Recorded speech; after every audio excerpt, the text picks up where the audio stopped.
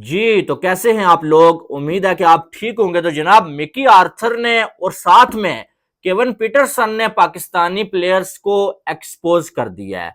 दोनों ने जो है वो बातें खुल के बता दी हैं जो शायद पाकिस्तान के साबिक खिलाड़ी आपको बताते नहीं है।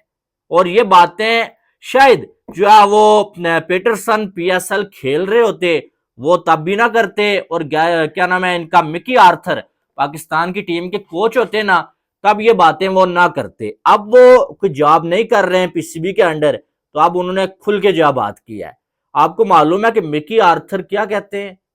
मिकी आर्थर ये कहते हैं कि पाकिस्तान टीम का जो नुकसान हो रहा है, पाकिस्तान क्रिकेट की जो बर्बादी है, उसमें ये तो मसला आ रहा है कि बार बार पीसीबी के चेयरमैन का चेंज होना, बार बार आपके कैप्टन का चेंज होना, बार बार आपके जो है सिलेक्टर्स का चेंज होना, इसकी वजह से तो पाकिस्तान को नुकसान हो रहा है। लेकिन साथ में सबसे बड़ा जो नुकसान है वो पाकिस्तान को पाकिस्तानी प्लेयर्स और उनकी जो पीआर एजेंसीज हैं वो पहुंचा रही हैं।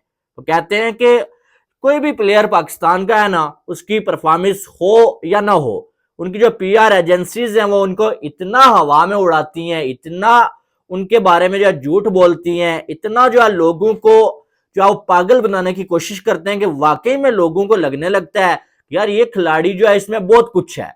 और फिर साथ में वो ये भी कहते हैं कि पाकिस्तान के ये जो प्लेयर्स जिनको बड़ा प्लेयर बनाया हुआ है पाकिस्तानियों ने, ये इतने बड़े प्लेयर्स हैं नहीं है, ये इतने बड़े प्लेयर्स हैं नहीं है। इनकी जो पीआर एजेंसीज हैं वो इनको इतना हवा में उड़ा देती है ना कि इन प्लेयर्स को लगने लगता है कि हम ही सबसे बड़े प्लेयर्स हैं और हमारे जैसा पाकिस्तान में कोई है ही नहीं, हमारी रिप्लेसमेंट आ ही नहीं सकती है।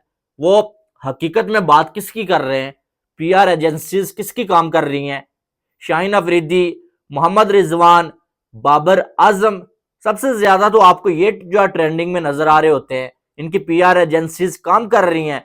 इसका मतलब यह है कि जो है वो मिकी आर्थर ये कहना चाह रहे हैं कि ये जो किसी को किंग बनाया हुआ है आपने, किसी को ब्रैडमैन बनाया हुआ है, किसी को ईगल बनाया हुआ है, ये सारे सिर्फ जो है वो वैसे ही हवा में उड़ रहे हैं, इनके अंदर कुछ नहीं है।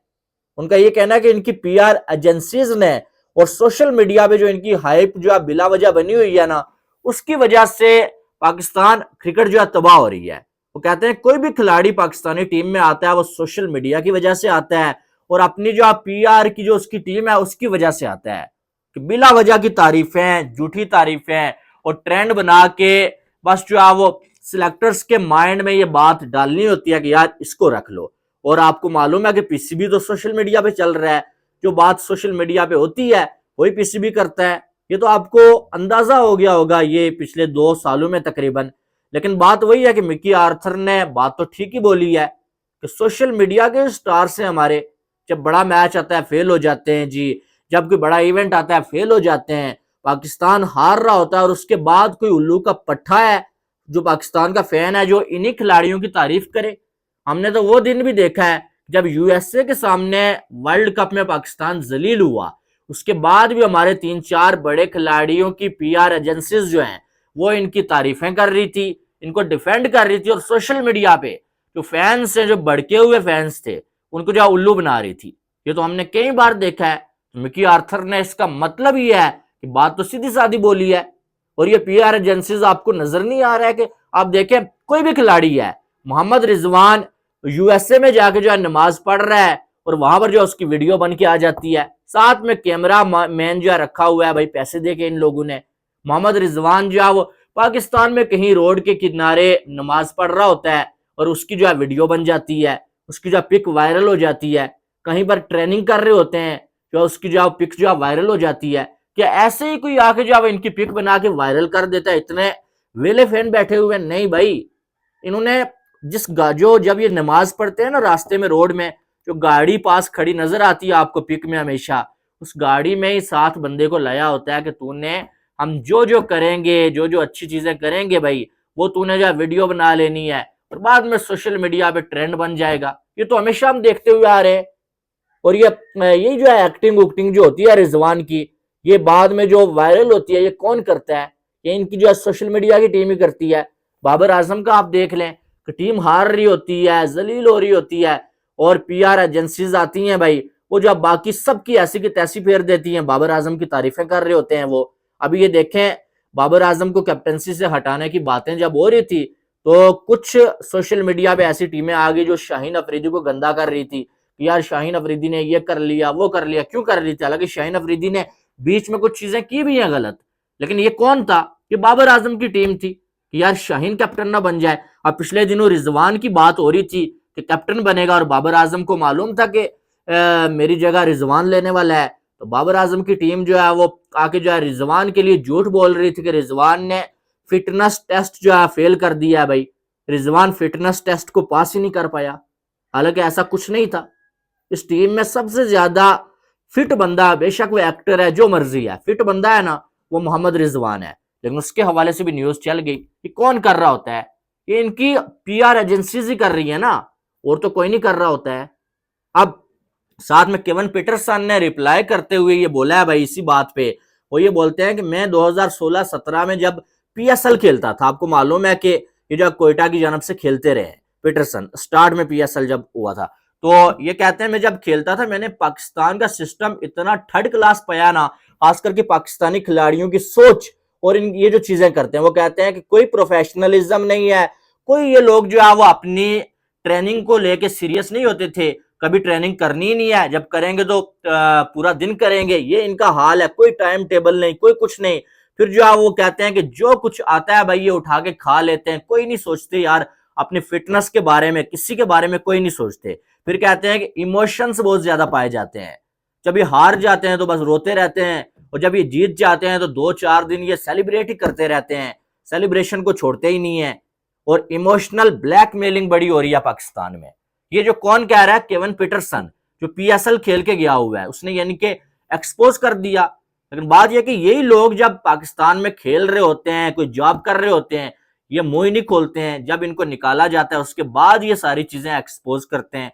भाई आपको अगर कोच बनाया गया, हेड कोच, तो आपको यही सारी चीजें ठीक करने के लिए बनाया गया, न कि आपको इसलिए बनाया गया था कि आप जब आप जॉब छोड़ें तो जॉब छोड़ने के बाद आप बताएं कि ये गलतियां हो रही थी, जो काम आपका था ठीक करना उनको। अब जो है वो मिकी आर्थर ये बता रहे हैं, लेकिन ये जो बातें मिकी आर्थर ने की हैं ये तो हकीकत है, इसमें कोई डाउट वाली बात ही नहीं है, ये सारी बातें हकीकत हैं। और आप देखें सबसे बड़ा जुल्म तो ये था कि फिटनेस टेस्ट जो अब उसको खत्म ही कर दिया गया था बाबर आजम और मिकी आर्थर के दौर में, कि नहीं भाई हमें प्लेयर्स की फिटनेस नहीं चाहिए, हमें परफॉर्मेंस चाहिए। और आपको एक मजे की बात बताऊं कि इस टाइम पाकिस्तानी टीम में 3-4 ऐसे खिलाड़ी हैं जिन्होंने फिटनेस टेस्ट पास नहीं किया है। फखर जमान जो आजकल खबरों में बड़े खबरों में है जी, पीसीबी के साथ पंगेबाजी कर रहे हैं, उनको सेंट्रल कॉन्ट्रैक्ट का हिस्सा नहीं बनाया गया अभी तक। और उसकी वजह यह है कि उन्होंने फिटनेस टेस्ट 2 बार दिया और 2 की 2 बार वो फेल कर गए। और अभी ऑस्ट्रेलिया वाली सीरीज में भी उनको ये कहा गया है कि जब तक आपकी फिटनेस नहीं होती, फिटनेस टेस्ट आप पास नहीं करते, हम आपको नहीं रखते। और फखर जमान वो गुस्सा फिर जो है वो किधर निकाल रहे हैं पीसीबी के ऊपर, वो आपके सामने है। और आने वाले टाइम में शायद आपको ये भी न्यूज मिल जाए कि फखर जमान के साथ भी वही हो चुका है जो कल 3 के साथ हुआ है। लेकिन ये सारा कुछ चल रहा है पाकिस्तान में। बहरहाल मिकी आर्थर और जो है वो केवन पीटरसन ने जो बातें बोली हैं वो कोई गलत बातें उन्होंने नहीं बोली हैं। और यार ये लोग जो बात बोलते हैं ये भी दर्द रखते हैं, ठीक है। पाकिस्तान क्रिकेट को आप देखें, अश्विन ने क्या बोला कि पाकिस्तान क्रिकेट को इस हाल में देख के बड़ा दुख होता है, पाकिस्तान की क्रिकेट पहले ऐसी नहीं थी। इनकी ये जो लोग क्रिकेट को समझने वाले हैं, जो क्रिकेट में इन्वॉल्व रहते हैं, वो क्या वो इस तरह से बात करते हैं कि यार इस क्रिकेट का क्या हाल कर दिया है इन लोगों ने। तो बाहर की दुनिया को समझ आ रही है, लेकिन हमारे यहाँ जो जोकर्स जो बैठे होते हैं उनको समझ नहीं आती है। बहरहाल अभी जो ये सिलेक्शन कमेटी बनाई गई है इसमें भी जो है वो शान मसूद हो गए, साथ में जो है वो गिलेप्सी साहब हो गए, ये चाह रहे थे कि बाबर आजम को ड्रॉप ना किया जाए, बल्कि जो है वो खिलाया जाए अगले 2 मैचेस। लेकिन आकिब जावेद ने जबरदस्ती ये कहा कि नहीं भाई, अब जो बाबर को भी ड्रॉप करना है, शाहीन को भी रेस्ट देना है और साथ में नसीम को भी देना है। अब देखना यह है कि आकिब जावेद और क्या क्या फैसले लेते हैं, ठीक है। बहरहाल आपकी क्या राय है वो आपने कमेंट बॉक्स में लाजमी बताना है। बाकी वीडियो को लाइक और चैनल को सब्सक्राइब करिएगा ताकि आने वाली तमाम अपडेट्स आपको बर वक्त मिल सकें। मिलते हैं नेक्स्ट वीडियो में, अपना बहुत सारा ख्याल रखिएगा। Love you all, Allah Hafiz.